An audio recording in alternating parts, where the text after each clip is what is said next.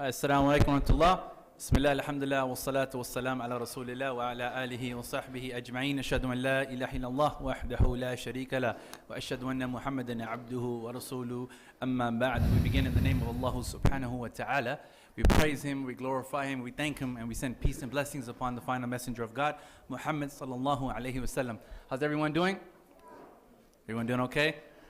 That means I think you guys are in a food coma from eating so many tacos and quesadillas, inshallah. Food was okay? Food was delicious? Alhamdulillah. We thank you all for supporting the masjid. All the proceeds go back to the masjid, the expenses that we have for the project, and to hopefully do more events like this. I hope this was beneficial for everyone. I hope everyone liked it. Now the second part of our Halal Taco Night is our journey to Islam, which is something very important for us.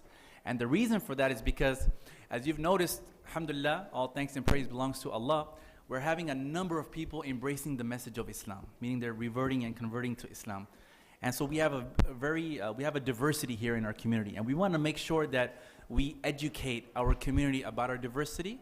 And number two, also you get to see some of the challenges that they go through, so that this way, when you do come across someone who recently embraced Islam, you're in a position to really talk to them and really help them out as well in their journey to learning more about the message of Islam, inshallah. So this is one of our hopes, is to have creative events, but at the same time educate our community about our diversity here, inshallah, and at many mosques nationwide.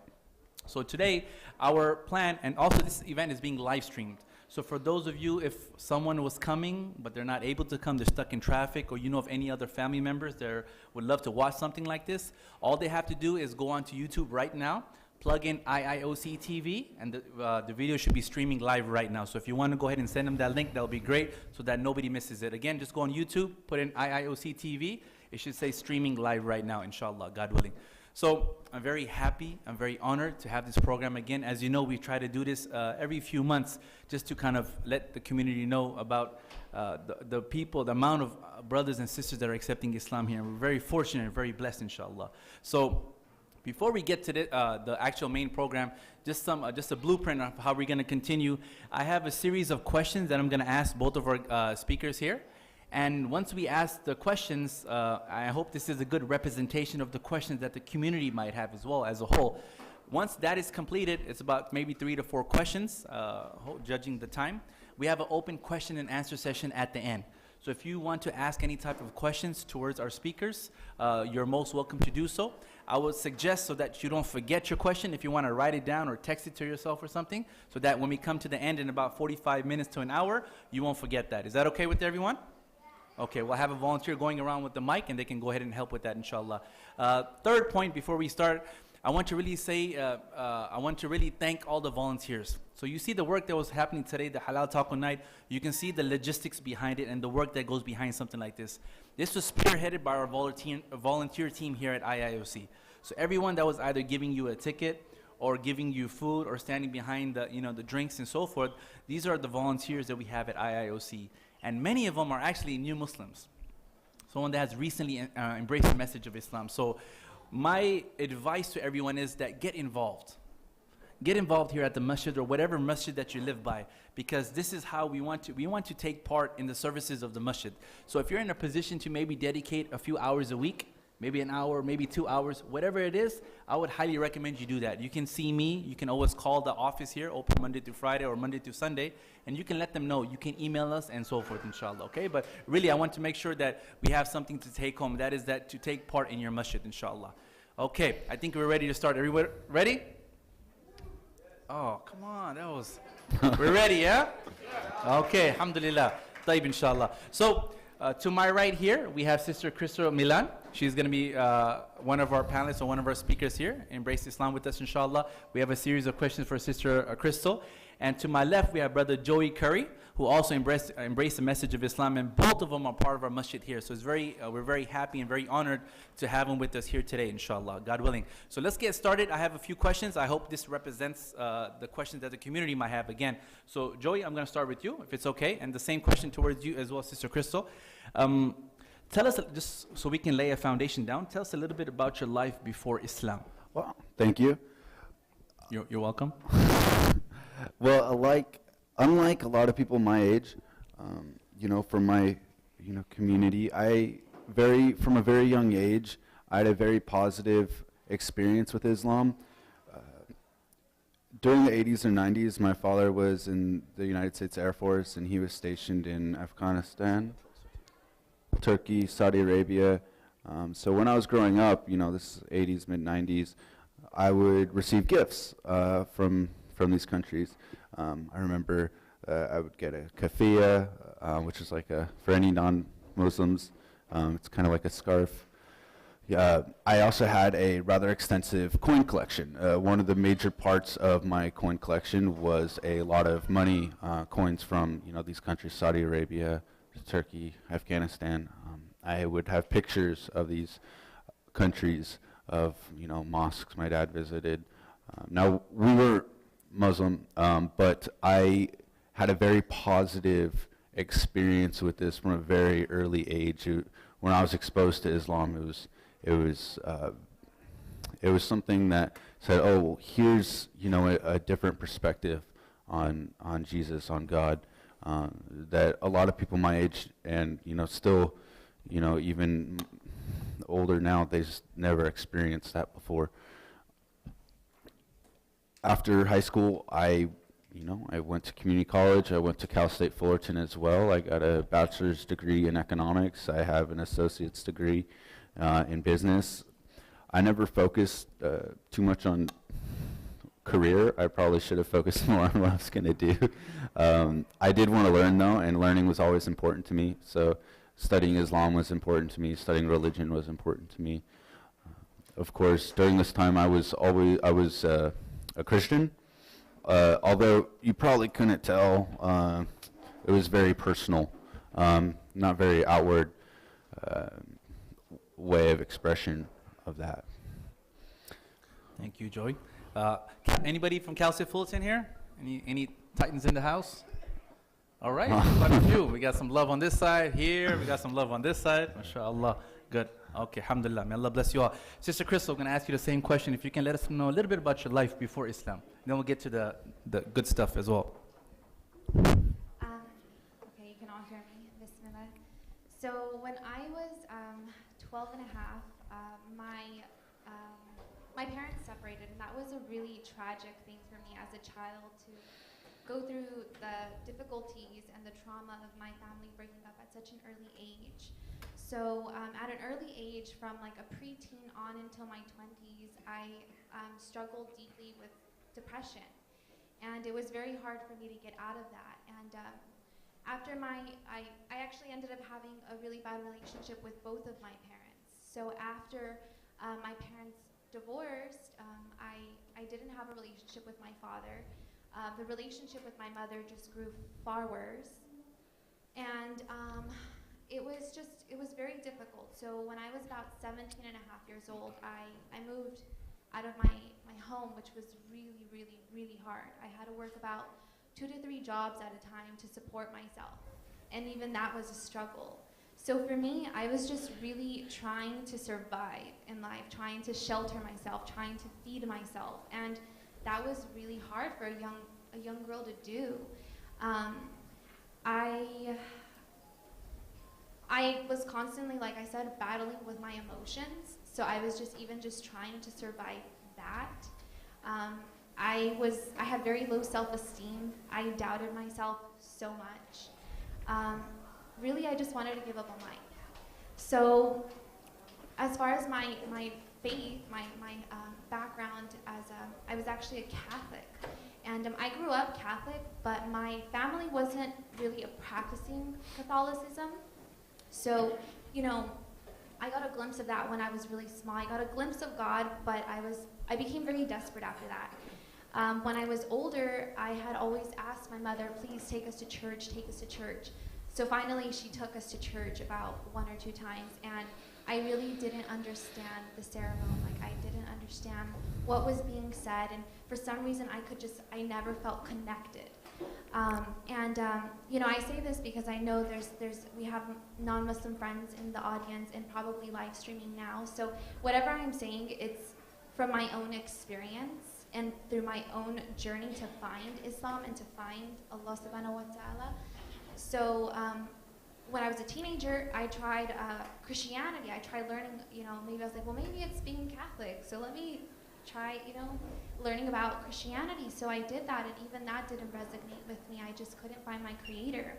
So I just I had gone through a lot of difficulties. So I believed that there was a God, but through the hardships, sometimes I doubted that there was a God. So my life before Islam. Thank you so much to both of you. Just by a show of hands, do we have any non-Muslim guests with us here today? Don't be shy. I see 1, we see 2, 3. We see a few hands.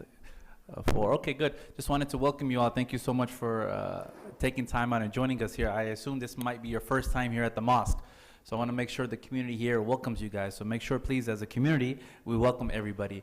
Number 2, do we have any new Muslims or reverts or converts, whatever term we want to use here today? Just by a show of hands. How many new Muslims, reverts, or converts here today? Don't be shy. Raise your hands, please. I can't. Okay, good. Alhamdulillah. A good number. Good, mashallah. May Allah bless you all. Just wanted to make sure we get see who's here. Okay, jumping to our second question. Sister Crystal, since we finished off with you, I'm going to ask you first. So we know a little bit about your background. You had a maybe Christian/Catholic background. What sparked your interest about Islam? Was there something in particular that sparked your interest for you to start your journey, or? So for me, I actually really never had exposure to Muslims, or I had no knowledge about Islam. So when I was growing up, I only had 2 friends that wore hijab, and I thought they wore it out of culture. I didn't know what hijab was, or what. Like a fashion trend, or the culture? Like culture. Okay. Culture. I just thought it was something done in the Middle East, and that was my knowledge. One day I would go to gatherings with friends, and I would see this particular individual doing these really weird things that I had never seen before. And so I was like, gosh, what is this doing? And as a psych, I always wanted to be a psych major. I was always interested in psychology. I was like, wow, does this person have strange compulsions? Like, what are they doing? I ended up finding out that they were making voodoo. And they were like, voodoo? And I was like, voodoo? So that was really, really funny. Oh, you thought voodoo. Okay, that's okay. So I had to ask more questions, and through asking questions, you probably got scared at first, like, what's going on? Okay, got it. I was looking for the little dummies that you stick the needles. Yeah. So through asking this individual questions, they really broke down the essence of Islam and what their faith was all about, and when they had told me, God is one, something just instantly clicked inside of my heart. I was just like, wow, that can't be possible. That's too easy. Like, that's exactly what I've believed my whole life. That's too easy. There's no way. So after that, I did more research, and then this individual had told me to read the book Reclaim Your Heart by Yasmin Mogahed, and I don't know how many of you have read that book, but I encourage you to read the book. I read that book, and for me, I was constantly in tears because I felt like Yasmin Mogahed had wrote my entire life's journey in her book, and it was talking about the dunya, this temporary world, and how Allah subhanahu wa ta'ala blesses us with gifts in our hands, but we let them seep into our hearts, and when we let them seep into our hearts, they take control of our hearts, and only Allah subhanahu wa ta'ala should have control over our hearts. And so for me, that's kind of where I constantly messed up in my past. I would let memories, people, and everything seep into my heart. So I read that book. Then after that, Egypt was calling me. So I went to Egypt. And when I went to Egypt, I got to see the Muslim families. I got to see Muslim individuals. I got to see their manners.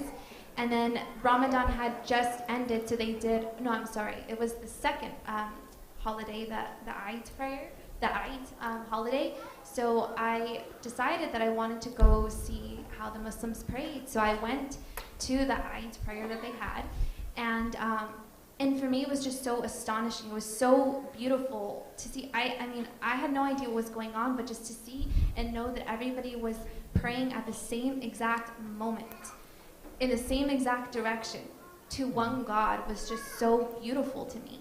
So that really caught my attention. And then when I was in Egypt, I went to Dahab.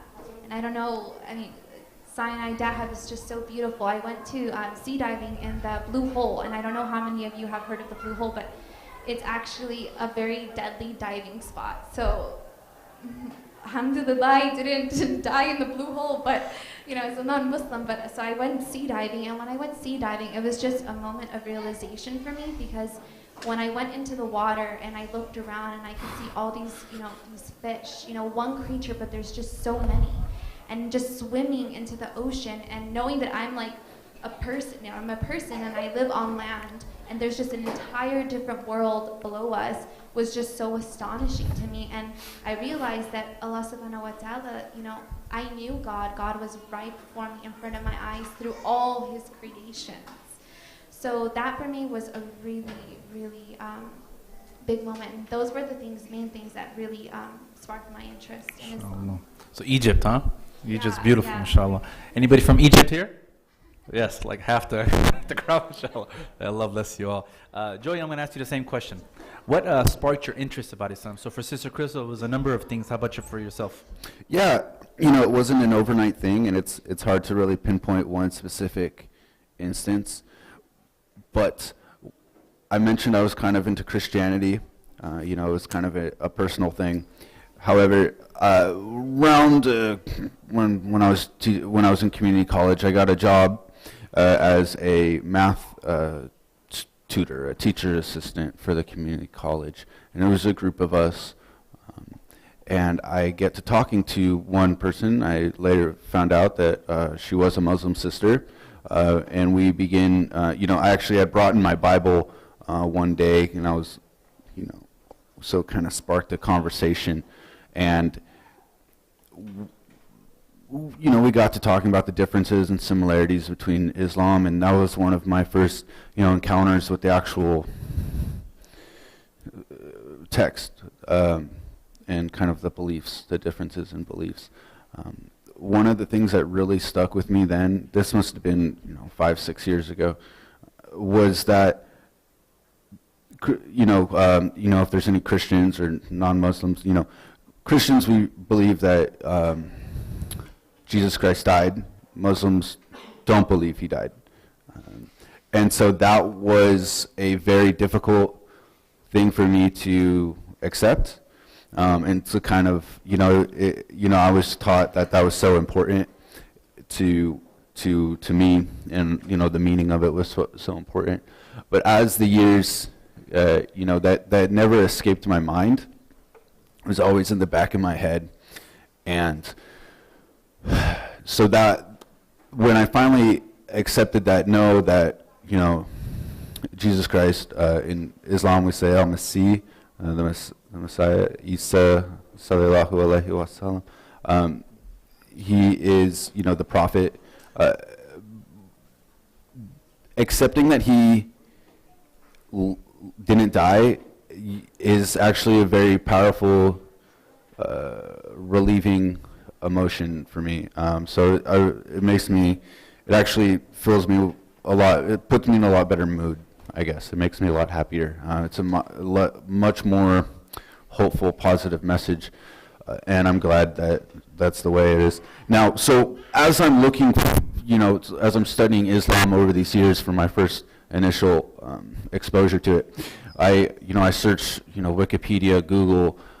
I kind of learn different, things about Islam, and I wind up, actually going to a used bookstore and purchasing a copy of the Quran, a Mus'haf. So it had English and Arabic letters in it.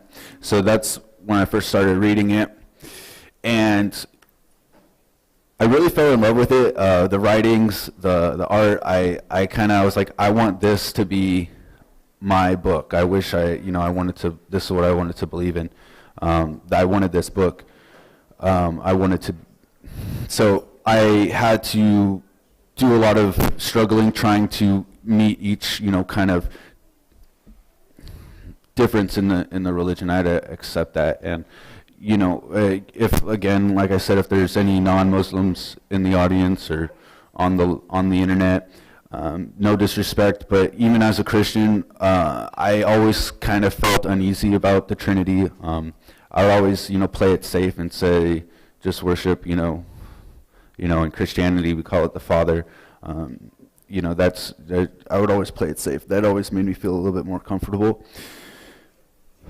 But another thing is what I really like about Islam after I started reading the Quran is, Surah Yusuf, or like I said, in English it's the chapter about the Prophet Joseph.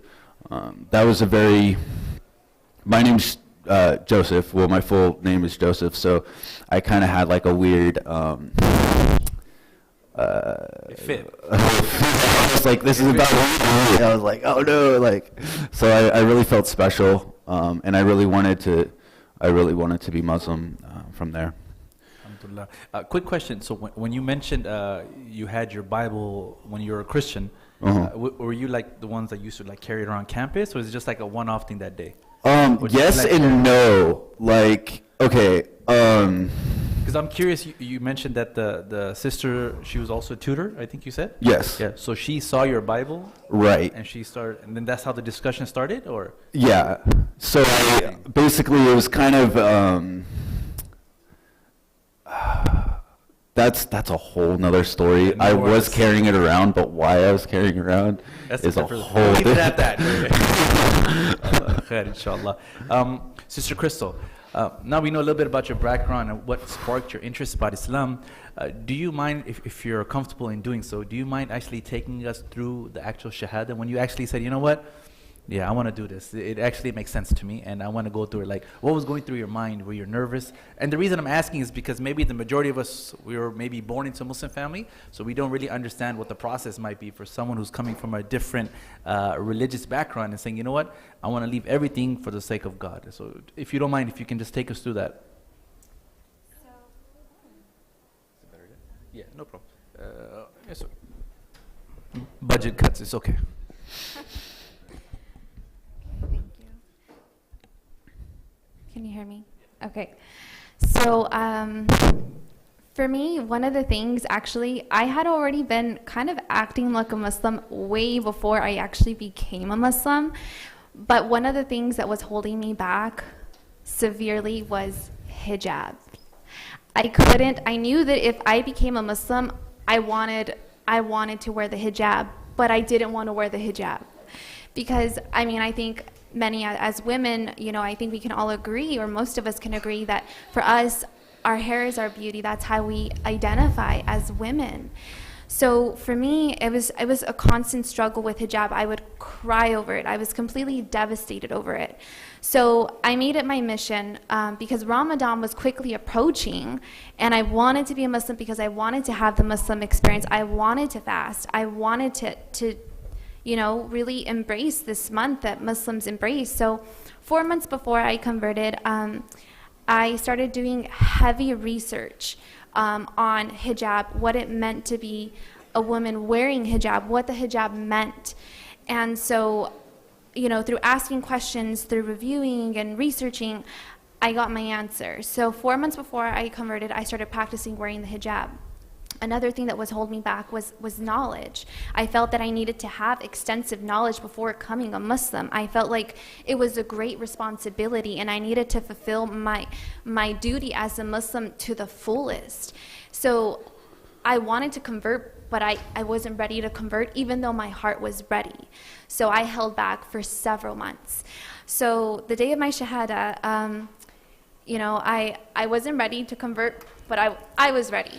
So I had just left an event, and I was speeding on the freeway because I had an appointment at the masjid.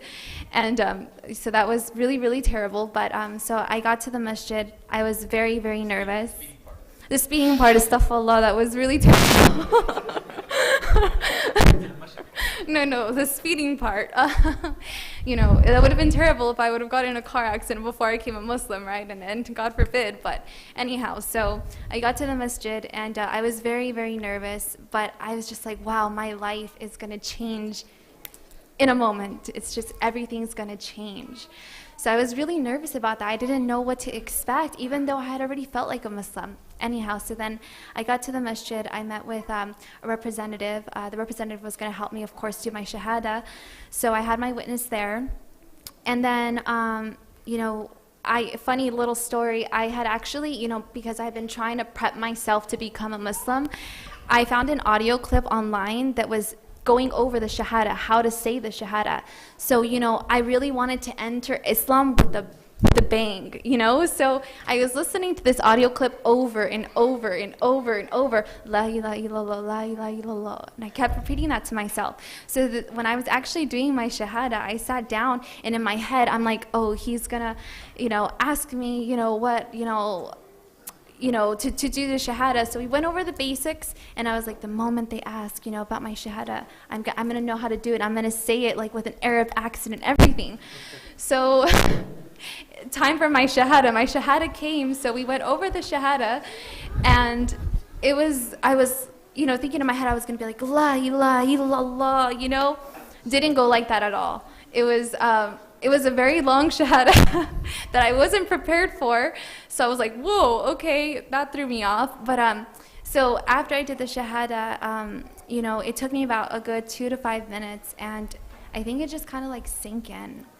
And I just kind of went blank, and then I just started to cry. It was just such an emotional moment. I just felt like my tears, the tears that were coming out of me were just tears of complete purification.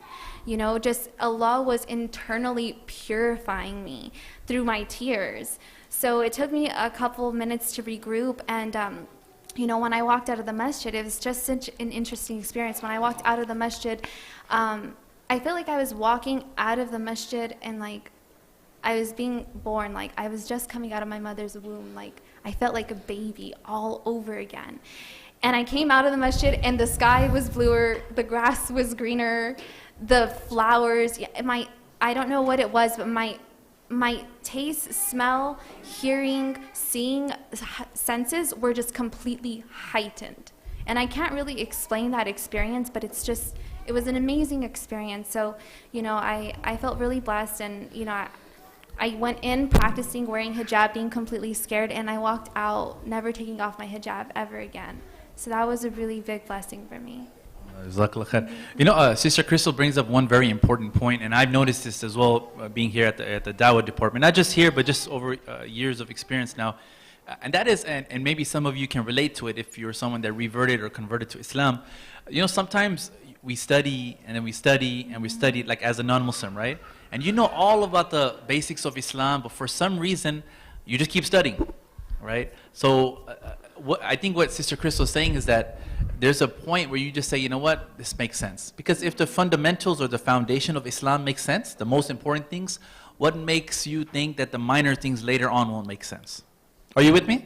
If the fundamentals, meaning the basics, make sense to you, Tawheed, God is one, the Day of Judgment, the concept of prophets and so forth, and the 5 pillars, what makes you think the things later on won't make sense to you? You know? So sometimes we have to, and what I'm saying, just please also understand, you don't force somebody either. You understand, yeah? You don't force somebody, but at the same time, if someone, it's like you ran a marathon and you stop right at the finish line. Yeah. Just cross, you know? And sometimes you just need someone to talk to you from the heart and say, you know what? This is Islam, and this is how simple it is. So I really appreciate you bringing that up. Joy, I'm going to ask you the same question. All right. What was your Shahada, like your actual when you became Muslim? Right. Well, we all notice these gates out here. Now, I was going to Cal State Fullerton. It was my last semester. I had passed this masjid, you know, either when I was driving or taking the bus, you know, maybe a couple times a week.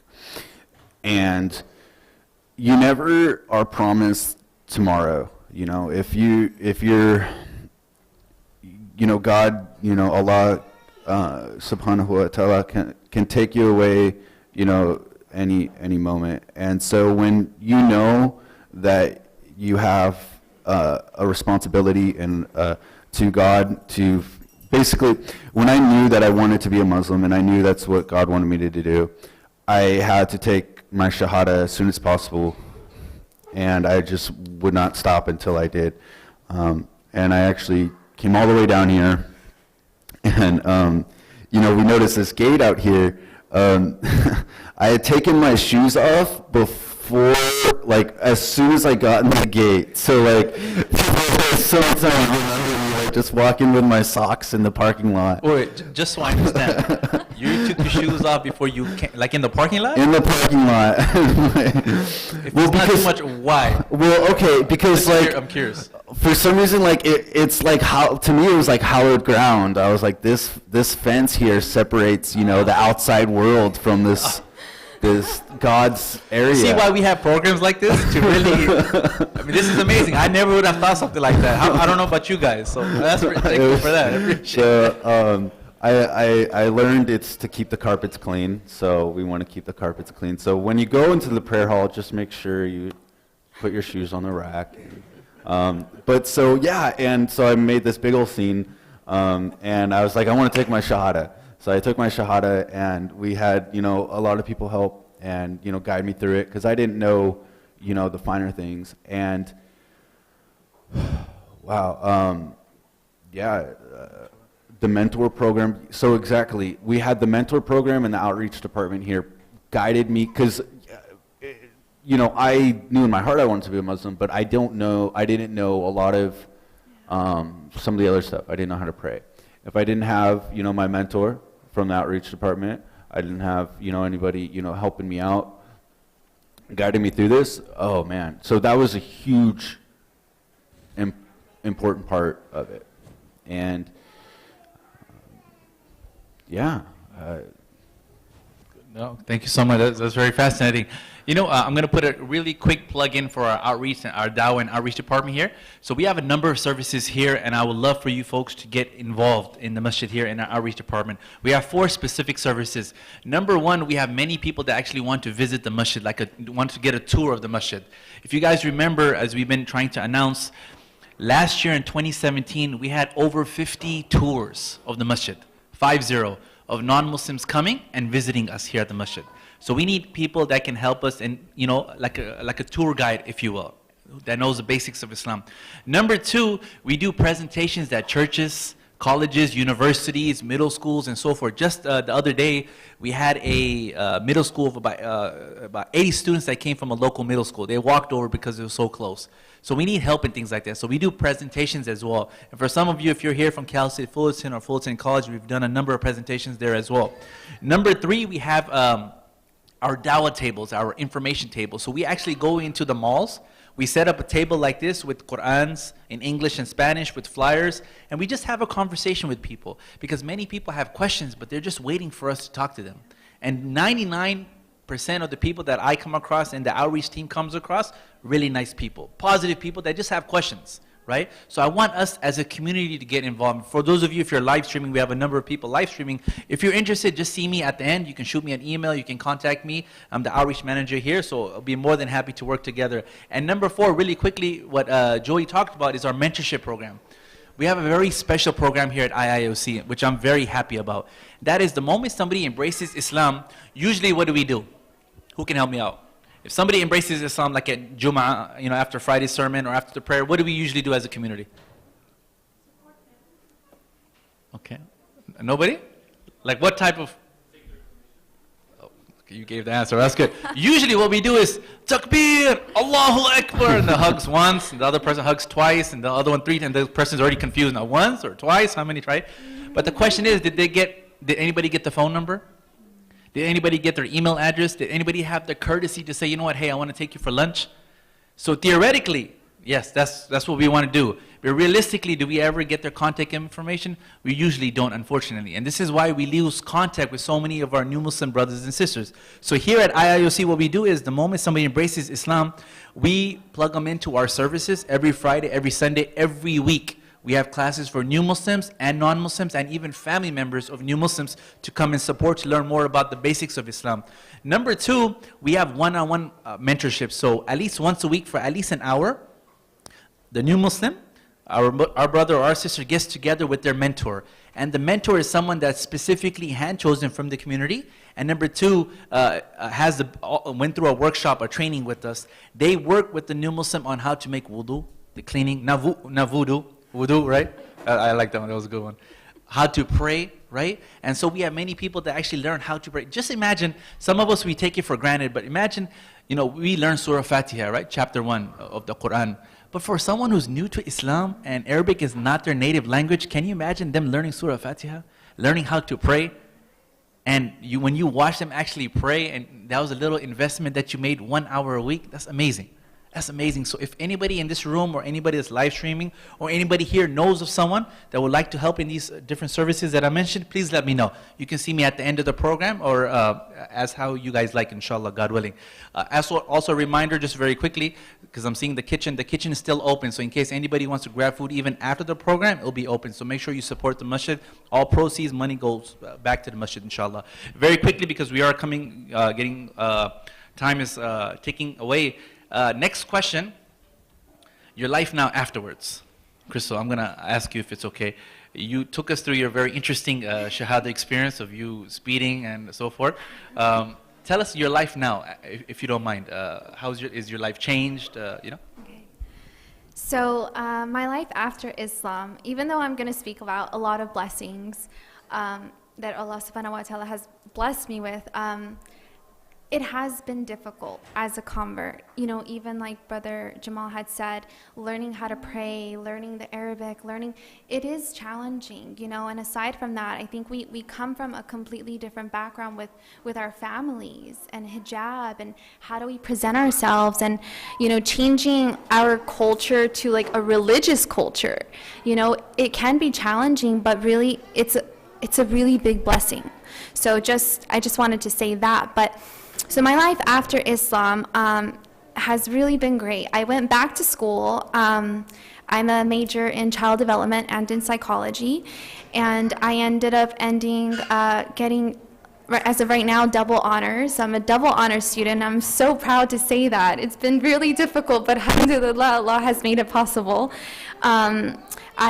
Through patience, you know, I was able to get a job on school campus as a mentor. So I mentor other students on campus doing many different things. I rekindled the relationship with my father, and I'm actually living with him now. So it's been nice to reconnect and get what I needed from my father, you know, at a young age.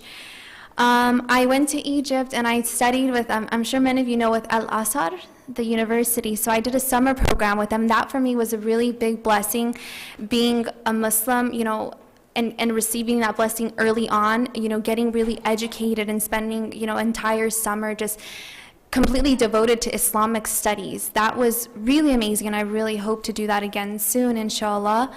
I met my match, and I recently got engaged, alhamdulillah. So that's been a big blessing. I feel like I got engaged to a really, really great, supportive Muslim man whose family completely took me in. And, you know, I'm so happy to now be starting, you know, a new family and a Muslim family soon, inshallah. And it's just, really, life has been a blessing. It's been hard. Nothing has been really easy, but it's kind of like that saying that people say, anything in life that is easy is not worth doing, and anything worth doing in life is hard. And really, it has been tough, but this life is all about tests and trials, you know? So it's been a blessing. Every step of the way has been a blessing. So you mentioned you met your match, and so we're very actually honored. Her sister Crystal's fiance is here with us today. Actually, is Brother Abdurrahman. Not to put you on the spot, if you could just raise your hand for us. Abdurrahman also is actually part of our outreach department. As so when I mentioned those information tables and Dawa tables, he's actually one of our mentors that are helping us on the tables, talking to so many people about the message of Islam. So may Allah bless you, bless both of you guys' marriage, inshallah, and give you guys happiness, inshallah. Joey, I'm going to pose that question to you, my man, your life afterwards. So, you know, I recently found this quote on, it was Facebook. Basically, it was a conversation, a dialogue between two people. One person, you know, he was a very, you know, pious person who prayed a lot, and another man who's rather irreverent. And he asked him, he says, "Here, look, I see you praying all the time. You know, you're obviously very religious. But tell me, what have you gained from all of this? What has God given you? You know, did you get, you know, more money? Did you get, you know, I don't know, that's about as limited as my brain is. It's, I guess, more money, but but and he was like, no, actually, it's not about what I've gained, but it's about what I've lost. Basically, what I've lost was, impatience, anger, anxiety, worry, grief, greed, miserliness, cowardliness. These are all things that I've lost. So life after taking the Shahada is not so much about what I've gained. It's more of the things I've lost. So personally, I don't worry about anything anymore. I know that, Allah is, we say, Malik, or the king, he's in charge of everything. And we have an idea in Islam called taqwa, which is, bear with me as I try to explain it, we're conscious of God everywhere. So in any situation, Allah is there. So you really have nothing to fear, nothing to worry about, except, of course, Allah. So you should always obey and do what you want. But other than that, nothing in the world's going to harm you. So just that's how I am right now. Yeah. One of the things actually I found as well, and especially when you speak to someone who's recently embraced Islam, is the concept of taqwa, or being aware of the Creator, of Allah, watching everything that we do. So one is very careful in the decisions and the choices that they make. So it's a very good point.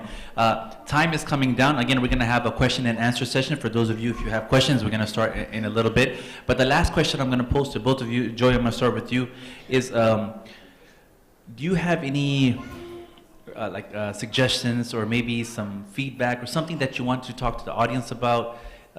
Muslim, non-Muslim, someone who's interested in Islam, someone that might be in the same position as you were, right? For sure. What would you say to them if they're watching right now? I guess one simple phrase is take it easy, for Muslims and non-Muslims alike. For example, if there's a recent convert, they're not going to, know everything perfect. They might come in here with a big old green mohawk, or something, but something I learned, very, very early on,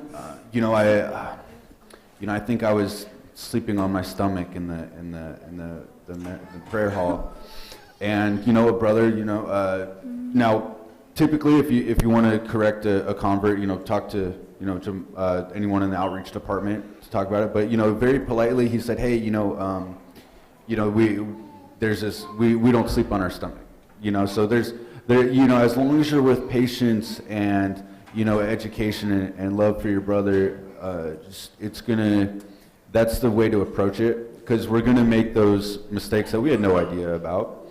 And, and as far as for the new converts, don't, take your time with it. Try and, do better, every day. You want to get closer to Allah and, find, learn as much as you can. But you're not going to be perfect. And you don't want to, you want to just take it easy and try and do a little bit every day. You don't want to, you don't want to burn out on it, I guess is the word. Just touching on what Joey is saying, and something that I think is very important as a community. As he mentioned, if somebody does come in with like a 6-inch green mohawk, right? Just chill out, be easy. They probably accepted Islam maybe like 20 minutes ago. Just take it easy, right? And that's something we need to learn as a community. Just imagine, just play this scenario out with me if you don't mind. Someone comes into the masjid, and I mentioned this a number of times, but I just want to make sure that everybody understands. Somebody comes in new to Islam, they just accepted Islam, let's just say a few weeks ago, or somebody who's what we might term as a recommitted Muslim, somebody that's been born into a Muslim family, maybe they weren't practicing, but now maybe they had a near-death experience or something that's calling them back to Allah. So they come the first time in the masjid, they walk in, and you or I are the first ones to jump on them because the mohawk, or they don't have the hijab on, or they have piercings or tattoos. And so what does this person do? They say, okay, thank you so much. Exactly. They turn around and they head back outside. What will you say on the Day of Judgment? How will you answer to Allah that somebody came rushing to Allah, to the mercy of God, but you're the one that just wanted to quickly just jump on them for some reason? Instead of being patient with them, instead of talking to them, instead of using hikmah and wisdom, but you know. So it's a reminder, and this is another reason why we have programs like this, to make sure that we understand that there's flexibility with people that recently became Muslim, because they're still learning. We're all still learning, right? So make sure that we understand this concept. So I really appreciate, Joe, you bringing that up. And if you're going to advise someone, my humble request, especially here at IIOC, just let one of the imams know. Or you can, I'm not an imam or a sheikh, maybe a mil sheikh, but not a sheikh. But it's just joking, right? But you can let me know, just let somebody from the outreach department know, because we went through some type of a training, if you will, right? Let us take care of it, right? But if you feel you're in a position where you can gently talk to someone and politely, then okay. But just please make sure that you're careful and you're cautious and you're polite when you're talking to someone. That's just a general advice for all of us, inshallah, God willing. Sister Crystal, if you have some last minute advice or suggestions before we take questions. Perfect. So my advice to the non-Muslims is don't be scared. Don't be scared of the unknown. Don't be scared of change. So I know, as like I said, mentioned earlier, you know, we might be feeling overwhelmed because we feel we need to have this extensive knowledge about Allah subhanahu wa ta'ala and all his 99 beautiful names, or know about the Prophet sallallahu alaihi wasallam. You know, we think we need to have all this extensive knowledge before we convert so that we can, you know, be the best Muslim that we can be. Like Joey and Brother Jamal had said, take it a step at a time. Knowledge is a life process. With anything, knowledge never stops. It continues throughout your whole life, and Islam is the same exact way for Muslim and non-Muslim. For Muslim and or convert and born Muslim. Knowledge doesn't end. It never ends. So don't be scared of the change and the unknown. And if your heart's there, go with it. As far as with Muslim, my Muslim community, I would say get involved. I know Brother Jamal had already mentioned that, but get involved in your community. Bring people to get involved. You know, sometimes, people are struggling with their iman, with their faith, and, sometimes they need that push. They need someone to bring them, to take them by the hand and guide them and show them. And so, and it is now that I'm, alhamdulillah, a part of, the social committee, we do need a team, we need to work together as a community in order to serve everyone, So I would say get involved. And another thing is to make sure that you are aware that you're doing dawah. Your words, your actions, the impressions that you are leaving, you're constantly making dawah with everything. You're constantly making dawah. So you want to make sure, as a Muslim community, we should make sure that we're always planting seeds of faith, of love, planting these different seeds with our Muslim community and the non-Muslim community. Alhamdulillah, I met someone about actually last year, and we ended up becoming really, really great friends. And this friend of mine ended up looking into Islam, alhamdulillah, and I'm so happy to say that today she embraced Islam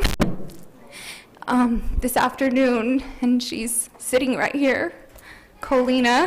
Alhamdulillah. So today, actually, Sister Colina is good friends with Sister Crystal, and Sister Crystal understood the concept of da'wah, or talking to people, educating them about Islam. And both of them actually traveled very far to get here. And so today, earlier, we were honored here at IIOC that our dear sister, she wanted to embrace Islam, so she accepted Islam. So may Allah bless you, Sister Colina. Can I get a loud Allahu Akbar? Allahu Akbar. Thank you, inshallah. That's like a 2.3 on the Richter scale, but it's okay. I'll let you guys go, inshallah, no problem. But may Allah bless you, may Allah reward you. May Allah bless you as well. You understood the concept of giving back, and talking and educating people about Islam. May Allah bless you. Jazakallah khair. And reward you as well. All right, so we have a few minutes for questions and answers. So I'm going to ask our dear brother Abdul Rahman, if anybody has a question, and please, okay, so this is our question policy. Please keep the question under like 15 seconds, or If it's over 15 seconds, yani, then you should be over here doing the discussion, because it's not like a 3-minute or 3-hour question. Please have mercy on us, inshallah. So if anybody has a question or a comment or suggestion, if you can raise your hand, that'll be great. Brother Abdul Rahman will be coming around, inshallah. We have a sister here. But Abdul Rahman, we can go, if you can hand the mic, inshallah. And if you can just direct your question to who you want it to, or if it's just an open question, no problem. It's an open question, but how was your guys' first experience with Ramadan? Mm. It was the first experience of Ramadan? Okay, good. Sure. So, Alex, as I had mentioned, I converted. Actually, I didn't even mention this. I converted, the day before Ramadan. So I really wanted to have the Ramadan experience. So getting into my first Ramadan experience, alhamdulillah, it wasn't hard. It was actually, I think I just really wanted to feel the spiritual part. I really wanted to understand what Ramadan meant, not just breaking your fast and not eating. It was in depth, having that spiritual connection. And so I think that my first Ramadan experience, I was able to feel just that and understand that portion. So I think when you know what you're doing, you're fasting for, when you know that it's for Allah subhanahu wa ta'ala, it just makes everything so much easier. Yeah, well, when I converted, when I said my Shahada, it was actually, I can't remember if it was at the beginning or just right after Ramadan started about 2 years ago. And it wasn't that, the only real challenge for me was no water. That was a huge deal. I mean, I was a wrestler. I think that's for all of us, right? No water. I was a wrestler in high school, so I was kind of used to that a little bit. But it was actually really wonderful because when you broke the fast, if you were lucky enough to be here, I think it's called iftar, which is where you break the fast. So there was wonderful food, love the food. So it was great. It was wonderful. Good. Quick. The question I have for Brother Joey, can you tell us when and where you took your Shahada? Yes, that was right outside in the parking lot. With no shoes on. Entrance, with no shoes on at the entrance. Okay, very good. I think I recall the moment you came in. Right. I wanted to add here something, just a quick comment about Brother Joe. He came at night. 15 seconds. Everybody 5 seconds. Please, this is very important. Very, very important. Especially for Dawa program also. This brother of us came in at night after everybody prayed and left. I was standing in front of the main entrance here, from the parking lot side, and he just walked in with the roller skate back, and you want to take Shahada at night. Everybody is gone. All of a sudden, the Samir walks out, and I told him, Brother Samir, we have a brother here who wants to take Shahada. He said, no, tell him to come back tomorrow. I said, Brother Samir, no way. He came this moment to take his Shahada. I want him to take Shahada now. Can you call Brother Mustafa Omar if he's in the office? He said, yeah, he's going to come in. He came down. I told Brother Mustafa, this gentleman here wants to take Shahada now, before going home to sleep tonight. Can you please help him take the Shahada? So I stood with him outside, standing up. Brother Mustafa Omar, myself, and there was, I think, a third brother with us. And I told Brother Samir, now, if he walks out and rides his roller skate and a car hits him and he dies as a Muslim, we'll bury him in a Muslim cemetery.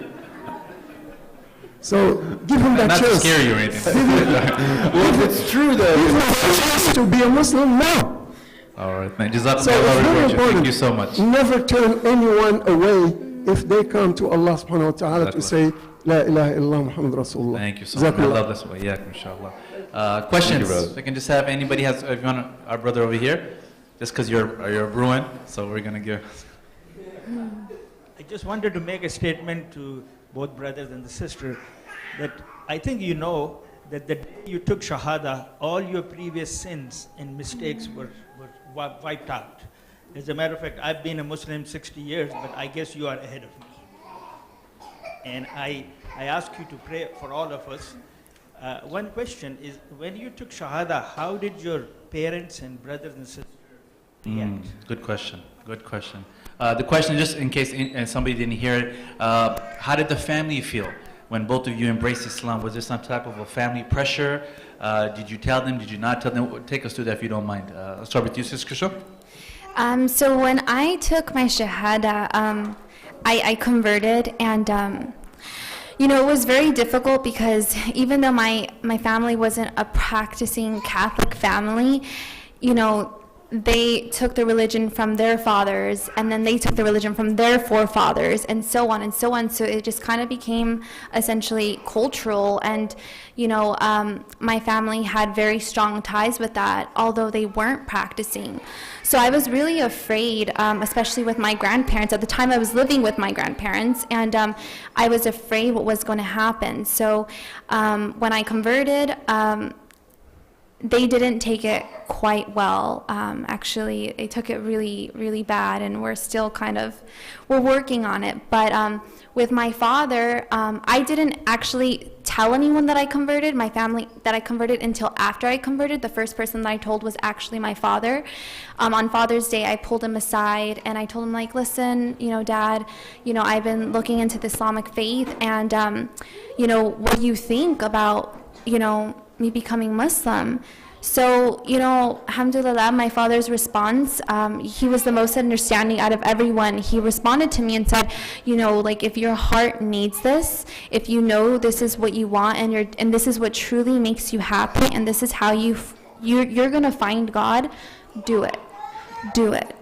So, you know, so then a couple weeks later, I let him know, like, I'm a Muslim, you know, and it's so interesting because that day, that Father's Day, I had actually posted something on Facebook that was talking about Prophet Isa, Jesus Christ, and it was talking about, it was very informative, saying that, you know, we have a lot of commonalities with, like, you know, Maryam, the Virgin Mary, you know, that there was some commonalities there. And my dad ended up watching that video that day that I had that conversation with him, and he was the one that was telling my family, did you know that Muslims actually believe in the Virgin Mary? Did you know that they believe in Jesus Christ as well? Like, she actually has a whole chapter in the whole Quran. He was so stunned. So I was like, wow, mashallah, like, Allah is setting me up to tell my father. So I gained that confidence, and I told my father. So my father took it well, but the rest of my family unfortunately didn't. But it's a process. It's a working, you know, process. Thank you so much. Joy, you want to answer that? You know, I am one of the very lucky ones. Yes. My dad went and thought it was a great idea, and he took the Shahada. Yeah. I'm very supportive. I don't see, Rob's not here today, huh? No, he's, we're going to do some car work tomorrow. I'm driving down. So anyways, we're going to help him. So, yeah, this is actually very fortunate. Yeah, you're being very humble about it. I appreciate it. But Joey's father also embraced Islam. So Joey talked about Islam. He must have also been researching Islam. Actually, he was going to be a speaker with us tonight as well. So like a father and son as well. But God willing, inshallah, we'll have him maybe in the near future. But so I take it he was very open to it. Yeah, he embraced Islam, right? He was, you know, real positive, and this is, I mean, totally blow your stereotypes out of the water. This is Republican, voted for Reagan, U.S. veteran. He's just like, yeah, I love it. I'm going to convert to Islam. Alhamdulillah. Sounds good. I think we have time for maybe one, possibly two questions. So we have one in the left here, but Abdurrahman. I can't show. Yeah. And if you can just direct your questions to the speaker, that'll be great, unless it's an open-end or a general question. Was there any breaking point, or you feel it by heart, in order to convert to Islam? Was there a breaking point? Sorry, if you can repeat the question, Amu. I'm saying, what attracts you more, or what the idea comes to your mind in order to you have to convert to Islam? Okay, so what was the thing that maybe sparked, we talked about it, but what was the thing that maybe sparked your, the interest of Islam, but actually becoming a Muslim as well? Was there, can you pinpoint maybe one thing, if I understood the question correctly? Yes, Yes, right, okay, that's right. inshallah. So maybe from the things that you mentioned, was there one in particular that really kind of said, you know what? Yeah. Well, for me, I think, I mean, it was the first moment, the moment when I was told, you know, by the individual that I had been talking to and asking about Islam, when they had said that God is one, everything just made sense, because that's exactly what I had believed and felt my whole life, but I didn't know there was a religion that existed for that. So when I was told that God is one, that for me was the moment, like, I think that was the moment where just something resided in my heart, and I just kind of, I knew, and for me it just seemed all just too easy, but that was my moment. So you thought like, it must be more to this than just God being one. Yeah. It wasn't as simple as that, but Exactly. it actually was. I was actually stunned just in the simplicity, because I was like, that's exactly what I've been looking for. See, that's tawheed or monotheism. It's a fitrah, it's a natural disposition that we're all born. And when you recognize that, right, it kind of hits you, like it just makes a lot of sense that God is one. He has no partners, no mother, no father, no sons, no daughters, no mediators. That the Creator, Allah, is one. Joy, did you have the same type of experience, or was there one thing in particular? Or I did mention that we believe that Isa Yes. didn't die. He was raised to Allah subhanahu wa ta'ala. But, you know, kind of, I had a list of the Christian things that I had to, adjust to. Every time, 5 times a day, I recite Surah Al-Ikhlas. We say, Kul huwa Allahu ahad. Say He is one. Allahu ahad. Allahu, yeah. The one and only. Allahu samad. Lam yalid wa lam yulad. He's begotten, nor is He begotten. Allahu samad. And there's none like unto Him. وَلَمْ يَكُنْ لَهُ كُفُوًا أَحَدٌ. Sorry, I had to like say the whole thing in my head again. It's okay, we're with you, brother. We got you. So, like 100 people that correct you. Don't worry. So I say that every 5 times a day. That's that's huge. It's hard to explain coming from a. That's like the biggest. That's a huge deal to me, and I'm sure if there's any Christians online or here to hear that, it's like a really powerful thing. So to accept that and to say that and to mean that means a lot. Perfect. Thank you so much. I'm going to have to go ahead and stop it there because we're a little bit over 9 o'clock. A few things before everyone gets up, please. So just before everyone gets up, very quickly. Number 1, the kitchen is still open. Okay, so I would love everyone to maybe take a plate, get some more food, take it home. There's a special going on right now. 3 tacos for $5.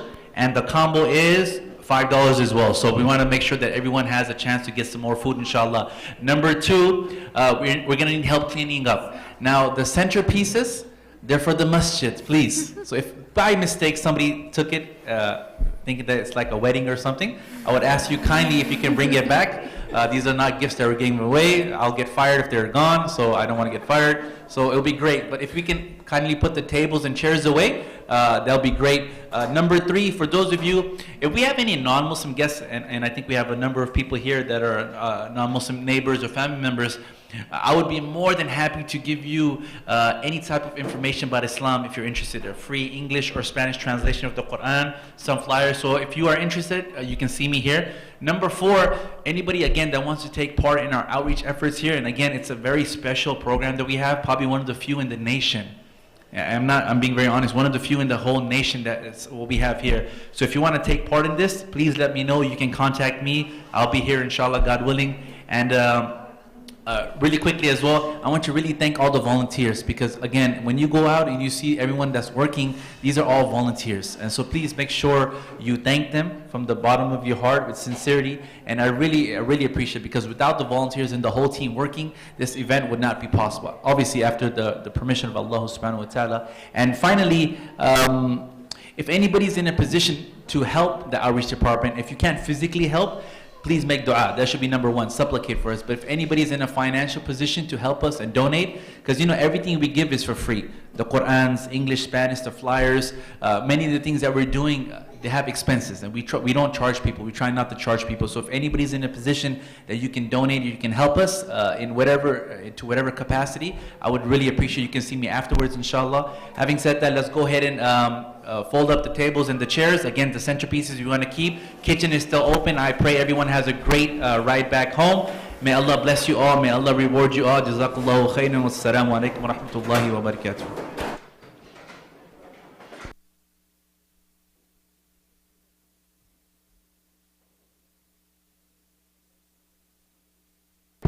Also, our speakers are here in case anybody wants to talk to them or he wants to congratulate them and welcome them. Enjoy.